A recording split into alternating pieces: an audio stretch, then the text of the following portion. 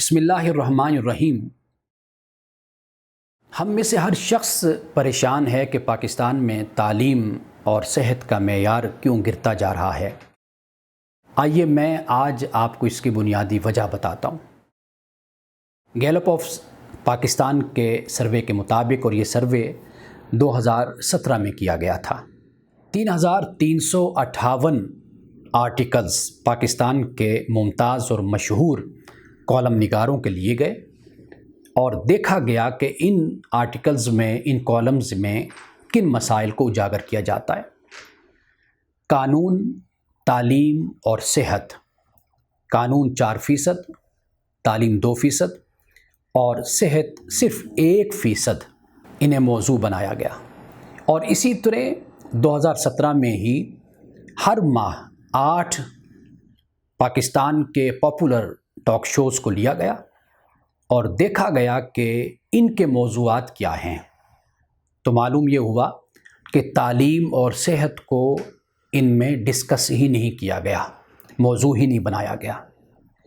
اور اسی طرح 2017 فروری کے مہینے کو دیکھا گیا کہ اس میں ان ٹاک شوز میں کن مہمانوں کو بلایا جاتا ہے، تو یہ پڑھ کر افسوس ہوا کہ مصنف، رائٹرز اور ریسرچرز صرف 1% ان ٹاک شوز میں ان کو دعوت دی گئی۔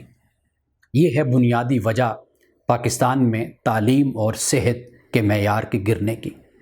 اس لیے کہ میڈیا بہت بڑی طاقت ہے۔ میڈیا اگر چاہے تو ان مسائل کو اجاگر کر کے، لوگوں میں شعور پیدا کر کے، اور حکومت اور ریاست کو اس حوالے سے متوجہ کر سکتی ہے۔ اور صرف حکومت اور ریاست کو ہی نہیں بلکہ میڈیا لوگوں کی بھی تربیت کر سکتا ہے اور انہیں ان اہم مسائل پر شعور دے سکتا ہے۔ لیکن اس وقت صورتحال یہ ہے کہ ٹیلی ویژن پہ، چینلز پہ اور ٹاک شوز میں صرف ان سیاستدانوں کو بلایا جاتا ہے کہ جو ایشوز کو نہیں بلکہ نان ایشوز کو ایڈریس کرتے ہیں، اور ان نان ایشوز کے ذریعے سے لوگوں میں ریٹنگ کو بڑھاتے ہیں۔